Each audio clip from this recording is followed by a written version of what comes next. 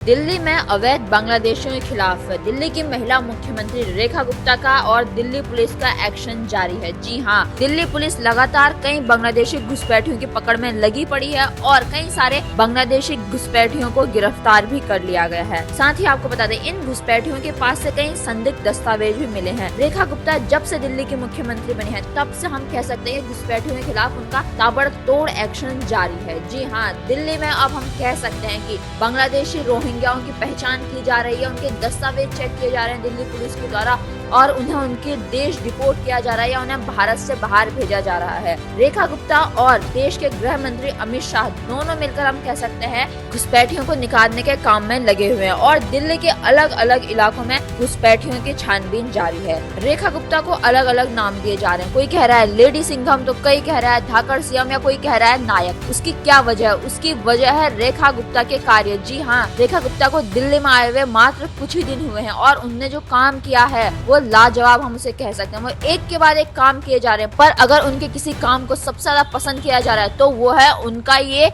Action. जी हाँ, जिस action mode में वो नजर आ रही है बांग्लादेशी घुसपैठियों के खिलाफ है या उनका जो बुलडोजर वाला ताबड़तोड़ एक्शन जारी है। रेखा गुप्ता यानी कि लेडी सिंघम, उनका हम कह सकते हैं उनका बैकग्राउंड ही रहा है ऐसा सिंघम वाला, यानी कि वो पहले संघ से जुड़ी थी और वो अपने कॉलेज के टाइम पे एबीवीपी में थी। जब वो लड़की थी तो वो सिंघम के तौर पर उभरी अपने कॉलेज टाइम पे। उन्होंने दिल्ली में योगी की तरह बुलडोजर चलवाया। इसी के साथ देश के गृह मंत्री अमित शाह और रेखा गुप्ता के बीच बैठकों का दौर जारी है, जहाँ पर उनकी बैठकें होती हैं सिर्फ इसी मुद्दे पर। हम कह सकते हैं कि देश की राजधानी दिल्ली से कैसे घुसपैठियों रोहिंग्या को बाहर निकाला जाए और उनकी पहचान लगातार जारी है। आपको बता दें, दिल्ली के अलग अलग इलाकों से इन घुसपैठियों की पकड़ की जा रही है। जैसे दिल्ली के किसी इलाके से 12, किसी इलाके से 30 घुसपैठिए मिल रहे हैं। जी हाँ, यह है देश की राजधानी दिल्ली का हाल। ना जाने ऐसे देश के किन किन इलाकों में ये बांग्लादेशी घुसपैठिए भारत में आ जाते हैं। जी हाँ, ये बांग्लादेशी रोहिंग्या जो अवैध तरीके से भारत में घुसते हैं और भारत में बसे हुए हैं, साथ ही अपना वोटर आईडी कार्ड भी बनवा लेते हैं, राशन कार्ड भी बनवा लेते हैं।